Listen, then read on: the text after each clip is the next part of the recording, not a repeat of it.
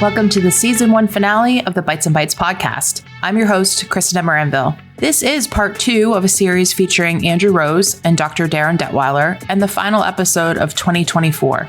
If you haven't listened to part 1 yet, I would encourage you to do so. In this episode, I will continue my conversations with both Andrew and Darin. Andrew and I discuss how over-reliance on automation can make food systems vulnerable and why preserving legacy knowledge and analog systems is crucial for resilience. Later, Dr. Darin Detwiler shares his thoughts on the global challenges of food safety, the need for collaboration, and the courage it takes to prioritize security. Stay tuned for this impactful conclusion to Season 1.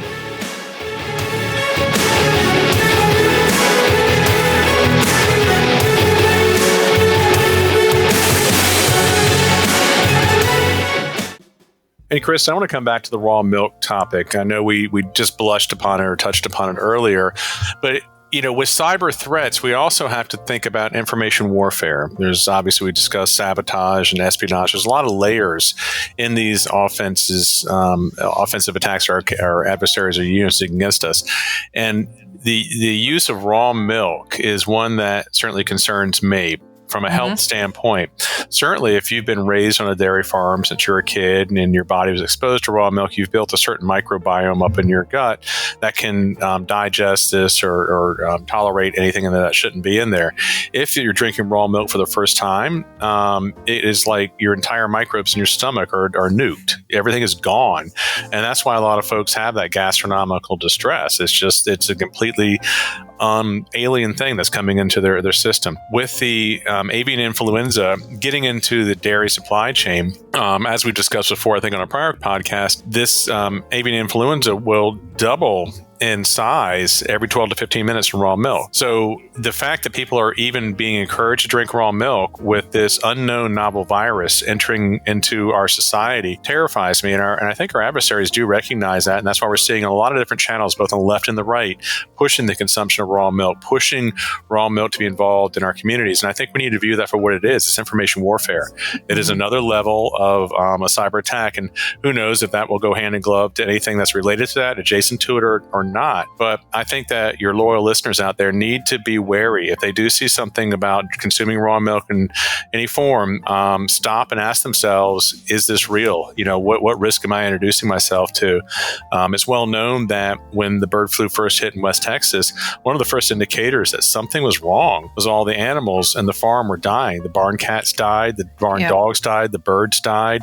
That was the thing that tipped folks off, that there was that something was amiss there. And now, obviously, it's turning up in many wastewater treatment plants across the country. We have this monitoring system. So it's in the population. We just don't know where it is and what the prevalence level is. But I appreciate you allowing us to talk about raw milk on this platform. Yeah, raw milk is, it's such a tough conversation because, I've known people that swear by it, that grew up with it, that live with it. I personally ingested it. I'm sure you have as well at some point, Andrew. We've both had it, but you're right. There's so much around it. And also, I don't think people understand where they can and cannot get it.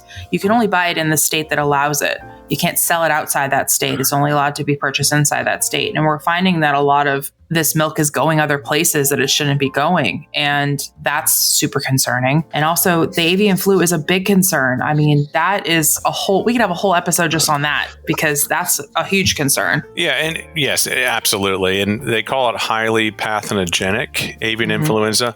Highly pathogenic is actually a scientific term for a mortality rate greater than 70%. So it's a species crossover. It won't take long. And I just hope everyone, our loyal listeners out there, have gotten their vaccines now, if they believe in vaccines. And if you haven't, stock up on chicken stock and garlic water or something, whatever it is that we drink if we don't take vaccines. Yeah. So I know there was another question that you were going to ask me, and I've completely forgotten what it is, Kristen. What was that?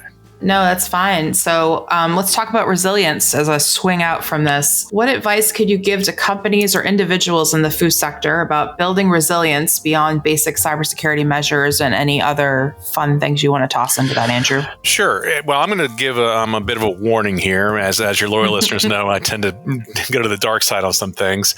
Back in, I don't remember when it was, the 2000s, 2010s, there was a movie called WALL-E, and it was about a little robot that cleaned up the planet because because there was nothing left. Because as a species, we kept on wanting to get more and more comforts. We want to do less and less work. We want to have more and more comforts.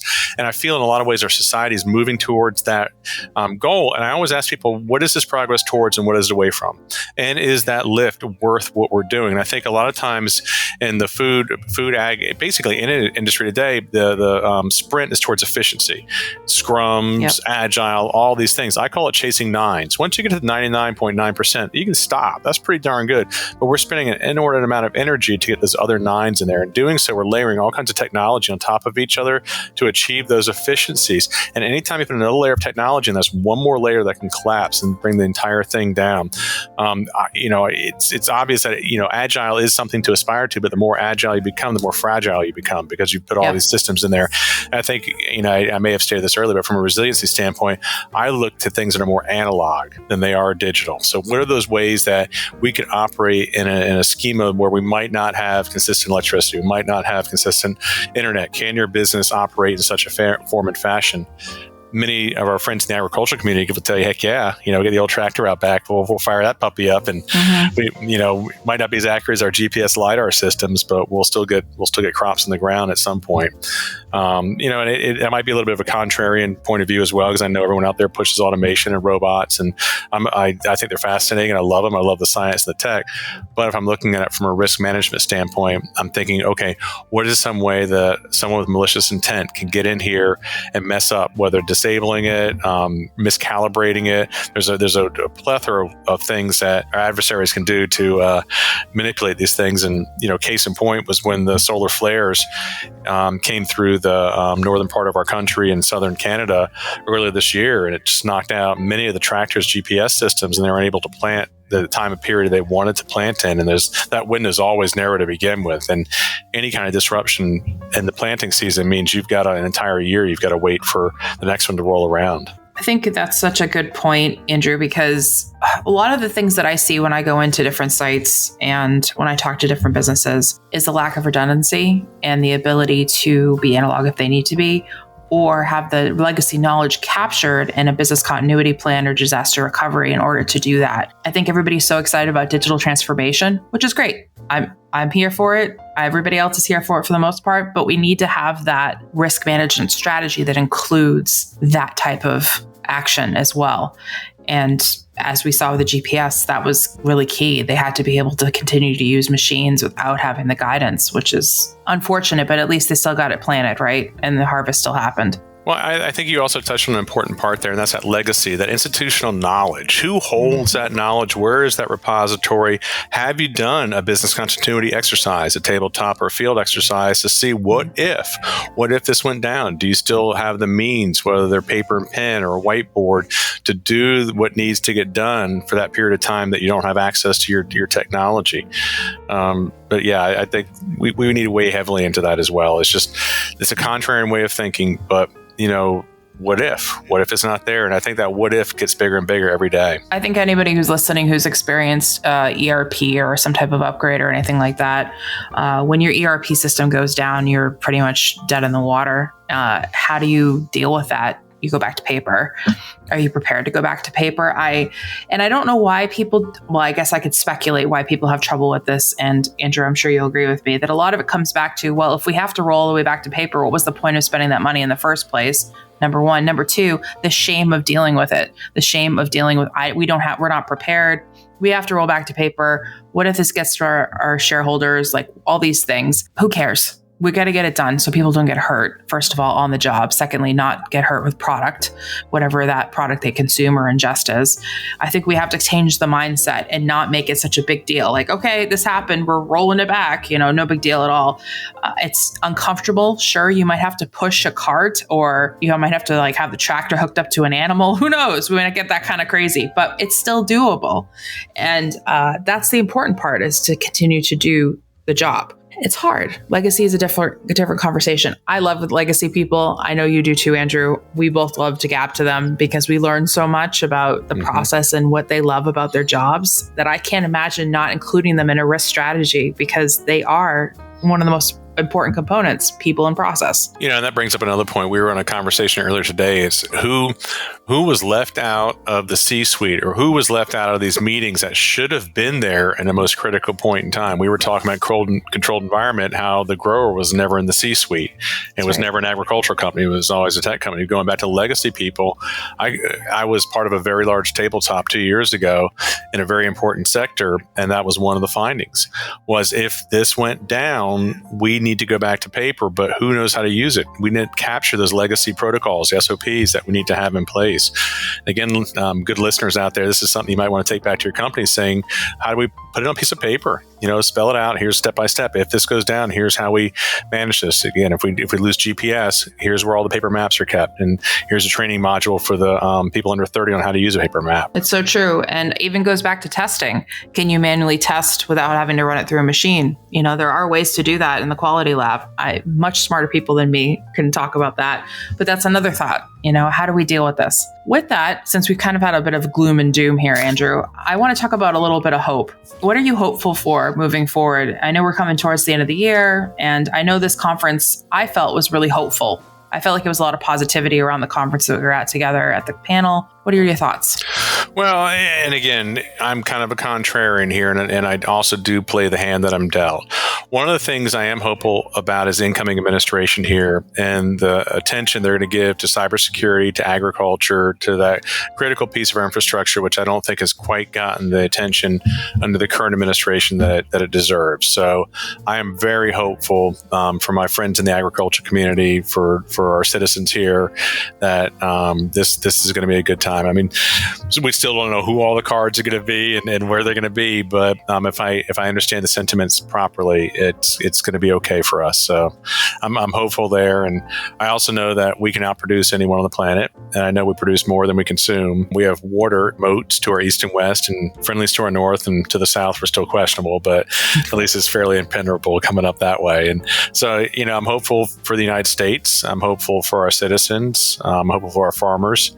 I'm hopeful for that. Yeah, and we do contribute to the global overall economy as well as the environment. So hopefully we can get some things in order and start feeding the country a little better, tackling some of this food waste and the nutritional values of food. And it's going to be interesting. I'm definitely not on bated breath, but I'm interested to see what's going to happen. And hopefully we can get farmers the support they need to do the jobs that they do that help sustain us and our society. That's the most important thing, I think, overall, regardless of what part of it you sit on, whether security or whether it's risk management or any of that. I did end my session in Montreal just letting people know what it meant to be a farmer.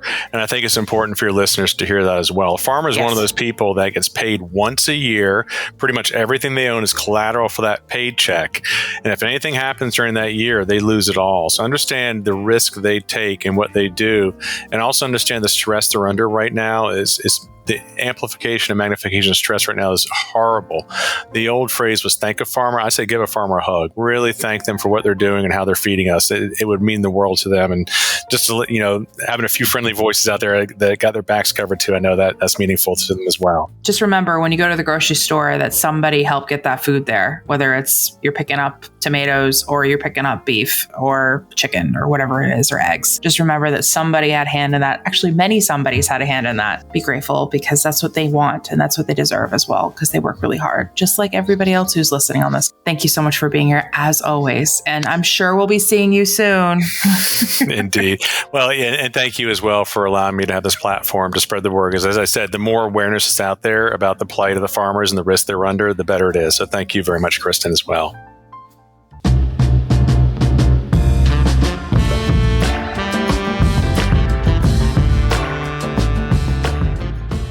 We're going to take a short break here. As we wrap up the year and season 1 of the Bites and Bytes podcast, I want to thank all of you, our listeners, subscribers, family, friends, and supporters, for making this journey so rewarding. Season 2 is going to be even bigger, with fantastic guests, exciting topics, and maybe even a few surprises. Thank you for being part of this community and staying curious about the world of food and agriculture. Happy New Year, and now back to the show.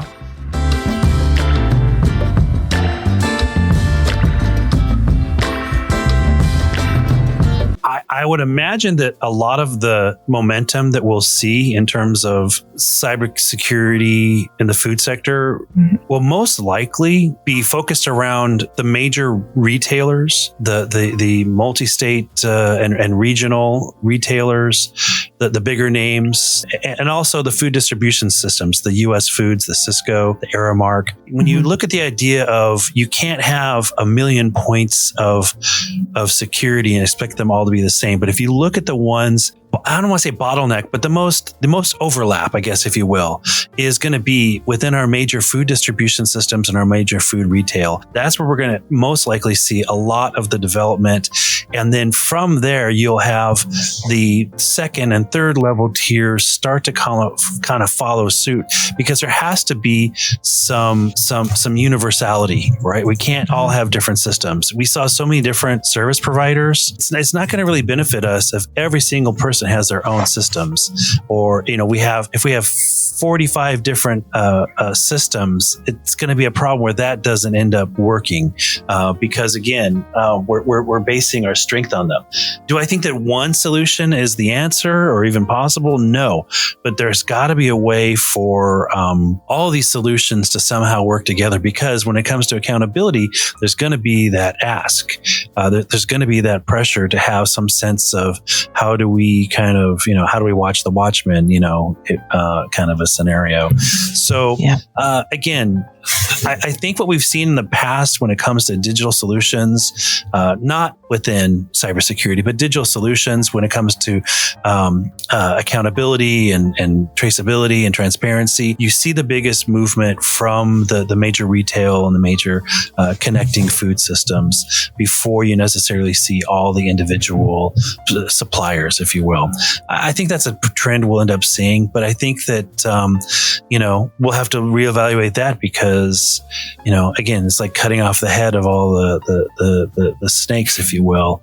There'll be a new approach in terms of cybersecurity. And I do believe that, I can't remember, Kristen, if it was you or Andrew who said it, that kind of vulnerability of an attack, even after 9/11, the World Health Organization came out and said that it's far easier to attack a country and have political or economic disruption by attacking their food supply. You don't have to get into nuclear, biological, and chemical warfare. Just attack their food supply. 100%. And we can't take for granted that our existing foundation in terms of food security, if you will, is strong enough for the next generation of attacks that, again, I don't think that whether it's already happened or it's 3 or 5 years away, when do you define that quote unquote new 9/11 moment? I think that you made some really good points there. And I was thinking about how are we actually protecting our food supply if we can't even regulate livestock fields being next to lettuce fields? To me, we know what the problem is. Why aren't we fixing it?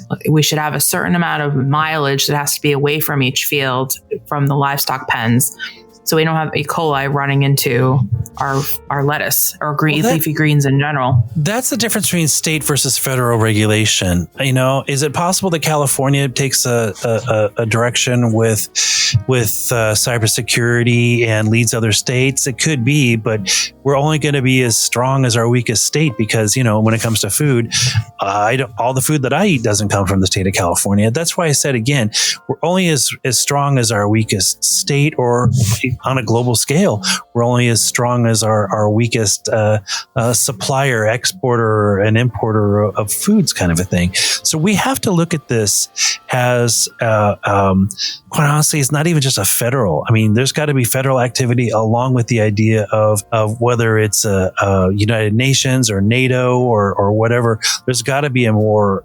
coordinated and collaborative type of approach if we really truly want to improve upon this. Mm-hmm, mm-hmm. Yeah, and I think it's going to take a lot of countries coming together. I think it's going to take a lot of industry coming together. And also, food and ag are so connected to the rest of critical infrastructure, not only because we supply people food to live, but crops like soybean and corn are a part of our everyday flow in life now. Lots of things are made from it.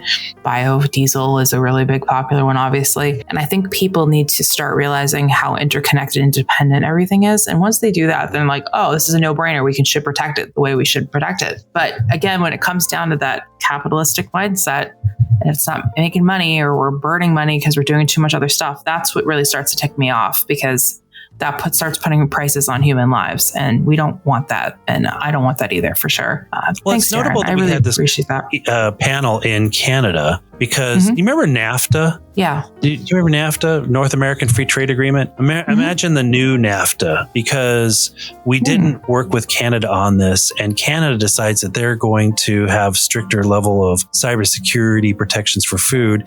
And the new NAFTA is that they are not going to allow foods from the United States to come into Canada because we don't have the same level of cybersecurity resiliency that they have up there. So the best thing they can do is to protect their interest is to ban all free trade across the border from the U.S. into Canada. If something like that were to happen, you'll see radical change in the United States in terms of now the industry is going to be driving the federal government to step up the game in terms of cybersecurity. Not so much because of the needs and interests of the United States, but because of the exclusion from foreign markets that they do not want to, they do not want to suffer because of the lack of meeting those needs and obligations. I think the supply chain pressure is a good thing in general, because in terms of us with other nations and nations with us, we should be signing third-party agreements, if you will. I mean, Canada is technically a commonwealth of the UK, right? So what if the UK puts really crazy stringent restrictions and Canada has to, adjust? Or what happens when EU says, you know what, we're not going to work with you unless you have a cybersecurity posture. Bleh. That could happen, considering they already have GDPR. They have all these other things in place, and they actually are taking their critical infrastructure extremely seriously. And I think it's important to note the GDPRs. Yep. Because rather than, I don't want to get into the specifics of the GDPRs beyond the fact that the general data protection regulations that came out of that regulation, that's not just within a geographic limitation. That's to all their citizens. That is the protection of their information, regardless of where those citizens are in this world. And imagine cybersecurity with our food not being limited to any one state or any one country. The idea of this being a consumer, a citizen, attached type of a scenario where now we really have to think about the implications of cross-border alignment and comparisons of cybersecurity. Also, too, like rules of engagement, right? So, I mean, you cannot attack food and water of a country. If you do that, this is what's going to happen. I realize people just probably all balked at that and were like, yeah, good luck with the adversaries, but getting to that. But it strengthens it on a legal sense, right? Because then it gives more predication to what we need to deal with. Aggression meets that. It's a world global citizen problem. And I think consumers are really going to come on board with this, especially when it comes to privacy and data tracking in food. Traceability is going to open up that hub hard. I'm surprised companies haven't started jumping all over that, because data is fun and we can run the marketing machine heavier, right? And I don't think people realize how much data is being collected. When you walk into McDonald's, what you order, what your favorite food is, what you're looking at online, and then you get targeted. I can't even tell you how many protein bars target me now. It's crazy. I think I've bought maybe once offline, and that was it. And now all of a sudden my feed's full of protein bars, which they're not all created equal, let me just tell you.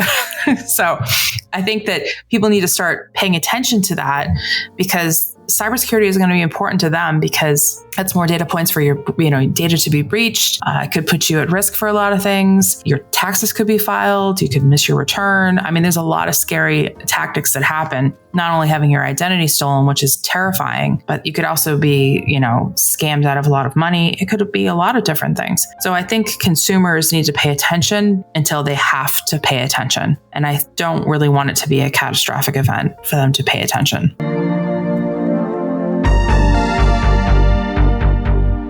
Quick announcement, everyone. If you're interested in ICS OT cybersecurity, whether you're a student, an industry newcomer, or a seasoned pro, B-Sides ICS OT is the place to be. Join us on February 10th in Tampa, Florida for a day packed with practical learning, real connections, and insights into securing critical infrastructure. This event is designed for everyone, no matter where you are in your career. B-Sides events are known for bringing people together, and this is the first B-Sides focused on ICS OT security. And for all the women in OT and ICS cybersecurity, don't miss the Women in ICS cybersecurity reception that evening. Ready to be be part of something impactful? Visit bsidesics.org for tickets, speaking opportunities, and more. Also, if you were planning on attending S4 in Tampa, it's the day before. Wow. Check out the website and hopefully I'll see you there.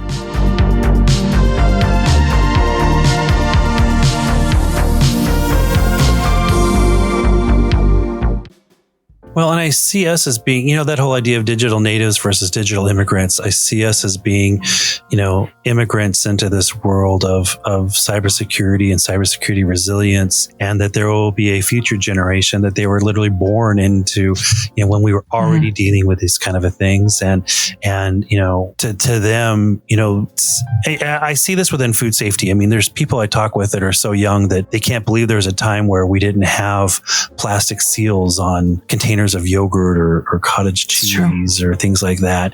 And it's like, well, of course we have this level of security on things. I can't imagine a world where you mean people could just open it at the grocery store? And it's like, remember like the ice cream liquor, not too long ago, people could open a container of ice cream and we never thought about those things. But, we're a different society now with this and we have to think differently. And I love how you were talking about the idea of, even education has to be different. Food safety and cybersecurity and all these different informations. And it's kind of, I have to admit, it makes me rethink Sesame Street and C is for cookies. It's a different kind of cookies that we have to maybe talk about to our toddlers. Yeah. And I think people like to talk to me about, I'm sure they do this to you too, Darin, even when you're talking about food safety, they talk about food and the nostalgia of food. And it's not the same as it was when we were younger. Yeah, no, it's not. It's not even owned by the same company it probably owned when you were a kid. The recipes change. They're secret and safe. And sometimes they don't get bought when the company moves. It's a lot of things. And grocery shopping takes so much longer now because you have to stand there and read every package because you just don't know what you don't know. And I kind of feel like that weirdo sometimes when I'm standing there and I'm like, I don't know what this ingredient is. And then you have to sit there and Google it. And then you're like, whoa, it's a preservative. Okay. Like, what is this for? But it wasn't until I spent time in a quality lab that I started to understand what preservatives were and why they were there, because they test the shelf life. And I watched frosting being tested and some of it was covered in mold. I'm not going to lie. And I kept saying, why aren't you throwing that out? They're like, no, we have to test it all the way through to see when it really goes bad. And I'm like, but it's bad right now. And they said, people don't know what they don't know. I had a guest that was on recently talking about carrot juice. And I had no idea about that whole issue about how carrot juice, you can't leave it out on the counter. It has to be refrigerated. Otherwise, it ended up with this contaminated situation. I didn't realize that that's why carrot juice became less popular. I had no idea. This is the problem with our food cycle too. And I know we've spoken about this, Darin, multiple times. When something goes wrong with food, people get off it for a long time. They won't touch it, like spinach. Even to this day, I look at a bag of spinach and I'm like, I don't know, but even though it's been dealt with, it's still questionable. And I think people need to do their research. I think you need to look for reputable people and reputable articles and things like that. And I realized that that's kind of counterproductive to the disinformation, misinformation that we've been talking about. But again, it goes back to if it causes an emotional reaction, you need to distrust it immediately. So it has to be very much, you have to take yourself out of your food situation for a minute because food is innately emotional. It's cultural. It's all these things. But being able to make better choices because of education is so important. And I think that's why you and I advocate and we're so heavy into the awareness side. And like you said, even a little activism, because we want people to know. We want people to be able to eat and enjoy their families, enjoy the company that they have around them, rather than worrying about if their lettuce has been contaminated or their onions are contaminated or if they could eat at this certain restaurant because they just had an episode of whatever broke out. And I found that really telling when I was watching one of your news segments for one of the news stations you did recently on McDonald's, when you said that people keep asking you, how do they know if their food's contaminated? And you responded with, you don't. Yeah. And I thought that was so profound for me in that moment of, well, you're not going to know. It's like, do you carry a microscope around with you? It's kind of one of those moments. How are you going to know? We have a certain level of trust that needs to be fulfilled in order to put food in our mouths. And because we're so removed. There was a magazine back in the 1880s and, right leading up to Upton Sinclair's The Jungle, all the problems in the canned meat industry. There was a magazine that was really getting critical about food safety. And there was this artwork done about the idea of, how would you know at home if your food is safe? And it shows like this ridiculous microscope and all these, the little beakers and stuff. Like you would have to be a scientist. But then it was like, it became, you'd have to be a magician, and what's crazy is that notion of, clearly things have progressed since the 1880s. No, you still will not, you won't know, you can't look at something. I had, a food incident where, hamburger was, I asked for it to be, well done. And it was so raw in the middle. It was red. It was undercooked. And I asked the person in charge, this is a major chain. And the guy's like, well, we cook like 500-600 hamburgers a day. We can tell. Like they don't need to use a thermometer or any time, monitoring equipment or, any kind of temperature monitoring equipment. You cannot tell.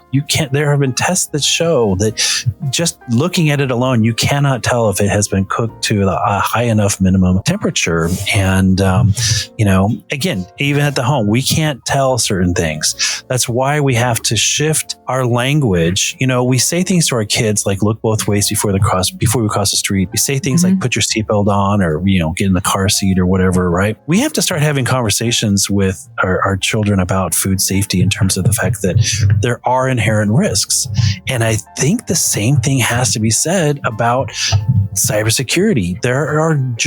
We're in a world where there are inherent risks. And unless you are someone who is growing your carrots and cabbage and green beans or whatever in your backyard, and even then, I can't guarantee you're 100% free of these dangers. We have moved so far away from the source of our food, and we tend to, as a society, gravitate towards the convenient. Anytime the convenience factor goes up, the risk factor goes up at a higher rate. And we don't talk about that. We talk about convenience. What I find funny is that we recently had this conversation.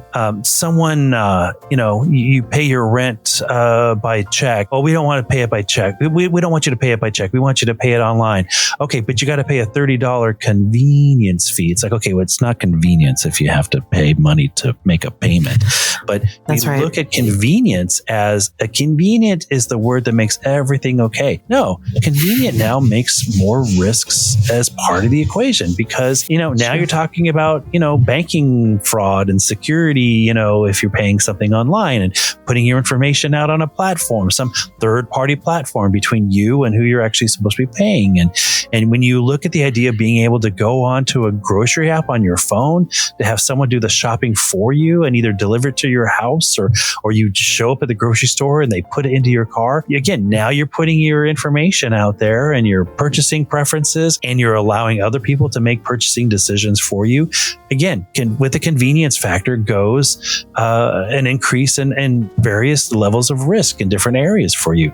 We don't tend to have those conversations. We just jump, ooh, that's convenient, go there. We jump too quickly as a society on these things that are convenient. And we have to realize that perhaps that's the biggest lesson we need to take here in that, it's like, look, people ask me all the time, well, which food should I avoid? I wish it was that easy of an answer that I could give you. No, there's things we have to do differently in the bigger picture if we want to be safer. And it's similar for cybersecurity as well as it is for food safety. I mean, I get questions like that too, Darin. Which foods can I eat and can I not eat? And why are there foreign materials in food?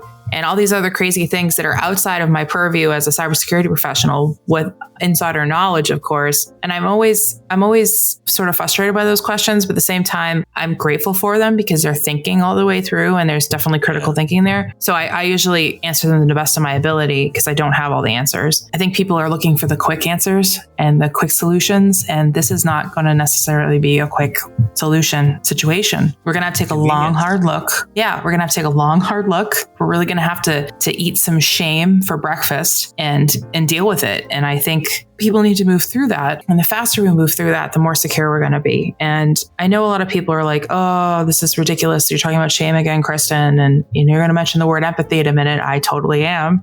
Because we do need to be empathetic to the industry because they go through a lot. There's a lot of stress there. It's high volume, high production. Andrew said it. Families could lose everything. They only get paid once a year. Do they need that new tech? And if they have that new tech, how do they keep themselves safe and secure? What if they get popped? Who do they call? What happens? What if there's a food safety issue? Like, there's so many questions that tumble out. There's too many questions, and I don't think that's a good thing. It should be quick answers too. There's also there's an example with airplanes. Right? We know that if we have too many windows, it creates a problem in terms of the structural stability of an airplane. Mm-hmm. So we can take out a couple windows, but we also know that if we just take out all the windows, right? So then it'll be even more secure. But who wants to fly in an airplane with no windows? Now, mind you, I am a submarine veteran, which is basically it wouldn't bother you with no windows. But at what point is one more window not really going to solve the problem? Mm-hmm. So the same thing applies to food. We can have the most secure food safety and cybersecurity systems in place. All right, let's go for it. Okay, how much is that one apple? $10. Yeah. Right? So at what point is that threshold, that kind of perfect lines cross, supply and demand type of thing in terms of, you have to think of cybersecurity within the food system as a supply and demand issue. There's a point where, okay, that apple is going to cost 10 more cents. Okay, that apple's going to cost $10 more. No way. Okay, so where is that perfect fit? Because there's a point where I'm not going to go to McDonald's because I'm not going to pay $20 for the cheeseburger or whatever, right? I'm not going to pay this. I'm not going to buy Kraft macaroni and cheese in their box because that box is not worth $12.99. I'm not going to buy this because it's not worth that much. So we can say, look, food safety should not be at a premium. At the same time, nor should cybersecurity be at a premium. So what is the trade-off? And unfortunately, the inconvenient truth is that if some of these major corporations are going to survive in the long term, they're going to have to reevaluate the idea of, okay, we have record $1 billion profit for this quarter, but we didn't do anything for cybersecurity. Maybe you should have reinvested some of that profit into cybersecurity and not foot the bill completely onto the consumer, because at some point consumers are not going to buy your product anymore because it's too expensive and your company will be out of business. And I think consumers are starting to care more about sustainability, the environment, and a bunch of other factors that are related to keeping themselves private, their privacy intact, tracking of their data. I think people are going to push back on this, and that you're going to need cyber for this and IT and the rest of the technology stack. But it needs to be safe and secure. And I don't think people realize how automated and how much tech is in these companies in general. And that's the part I'm always raising awareness about. Everything's automated, everything. Or how do you think that food gets there? How the delivery services. And I know that the different delivery services for food is another topic that we could go off on for a while, not just in terms of privacy, but also in food safety, because sometimes, just thinking about it. But the interesting part about this is there are people that are trying to do the right thing. And it's not always the gloom and doom that we are expressing here and have expressed. I just want to see more of it. I want to see more collaboration, more togetherness. I want to see regulations that benefit the farmer and benefit us, and to be able to be more empowered to do what we need to do to help secure. I realize that I'm saying this and with hope attached to it. We have a lot of work to do. I don't think that we're going to have a shortage of it anytime soon, for sure. But what I'm more concerned about is having to explain to people, if I was in a leadership role someday, not specifically me, or any leader that's at a food company right now, having to explain why their product killed X amount of people because of a cyber attack. I don't envy that person that has to do that. My heart hurts already for them, because I know they didn't wake up that morning and wish for that, but it happened because they weren't ready and they didn't think it could happen. Because as being part of this space, we're always constantly trying to think about what could be the worst? What's the worst case scenario? It's about managing risk. So you have to go all the way and think like an adversary or a bad actor would. And it kind of puts you in a different, I call it a security mindset. You just look at the world differently. And because of that, we can't take that filter off. I see it all the time. And it's so hard to watch people who are really good people do not a whole lot.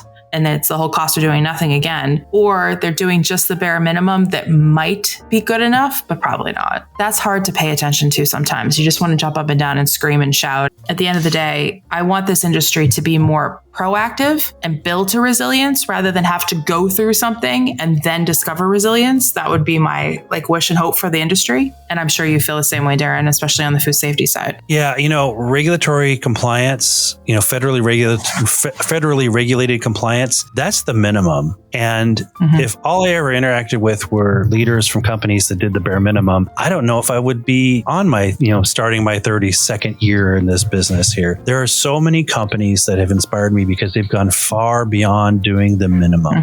And, people say, oh, well, look, McDonald's in this recent event, they haven't been in the news for a long time due to failures in food safety. Well, there was an incident back in the 80s. And guess what? They went above and beyond and did a ton way beyond the minimum in order to prevent this from happening again. This is one of the reasons why I was very quick to agree with the idea that it's most likely not the hamburgers themselves, because they have a temperature or a time lock mechanism into their cooking that would prevent it from being undercooked. So it's very likely that it's tied to a fresh produce that they're using on their hamburgers there. Again, the companies that go above and beyond, they are the ones that other companies look at in terms of legacy, in terms of inspiration, in terms of setting the course for where we need to go with these directions. And I think that one of the things that perhaps someone, if they have a responsibility for cybersecurity, either inherent in their job description or not, is to look at the idea of not only the legacy of their company, but the legacy of their career, in terms of the fact that our legacy should not be wherever the wave takes that message in the bottle in the ocean. It should be more like, look, how do we deliberately and intentionally navigate this? Can we predict everything? No. But if we don't try, we will never do that.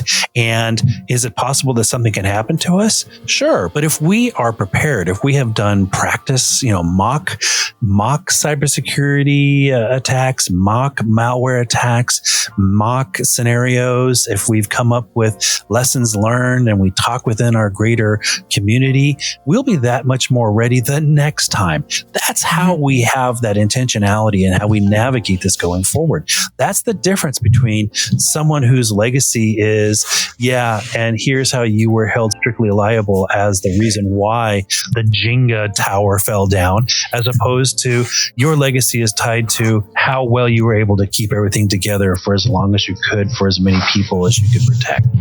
And I completely agree with that. And I think community is going to be a huge portion of resilience in general. The ability to be able to share without the worry of shame and judgment, just best practices, whether it's good or bad across the board, learning from each other. And the food industry is good at that. I think, at least I've seen it in the food safety space. Everybody wants to learn. What did you go through? You explain this. What do you think? Would you have done something different? I definitely get that. The sharing attack vector of information. And I realize we have that in other places, but we need it on a grassroots level more. And cybersecurity in general is very distrusting. We don't like talking, which I understand that we're in a very specialized space that we see everything. But we can speak in general terms and share that information across without being like such and such company and such a day with this da-da-da-da-da. It doesn't have to be that. It could just be like, hey, did you know that the food industry is under attack? You just have that broad conversation. And I think if we did that more between the silos and cut across them like we've been trying to do for a long time, I think it's going to make everything better. Thanks for your thoughts, Darin.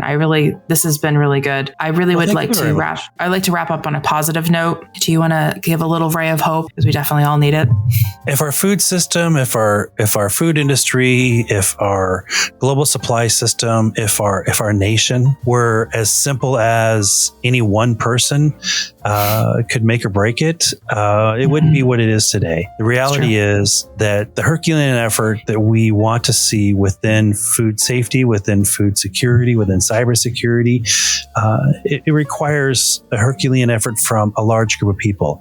It is an enormous amount of work, strength, and courage. All the solutions we can see at a conference or from some company that can help us with our work and strength, those are important. But the reality is that courage is a very human element, a very emotional element. And there are so many people out there that are courageous, either by experiences they've had, the losses they've gone through, or just their resilience and resolve to say, we will prioritize this no matter what. We will prioritize this regardless of the factors that shape the politics and the economics around us, that we will hold true to these principles about making sure that we are as safe and secure as we can be. Again, I said this earlier, I wouldn't be where I am today, entering my 32nd year in this focus of my career, if it wasn't for the fact that I'm surrounded by so many people that do show and demonstrate, and quite honestly, they help to cultivate the courage of those around them. I think we'll always have that, and we will weather these storms like we have done with the resolve and the fortitude and the vigilance that we find not just in technical solutions or in regulatory policies or in funding requests. It is in all of us. It is in the courage, and it is in us, not only individually but as a collective group. And that is what I hold on to, even if it means I have to eat some Boston baked beans. Well said, Darin. Thank you very much for being here. That was fantastic. I really appreciate it.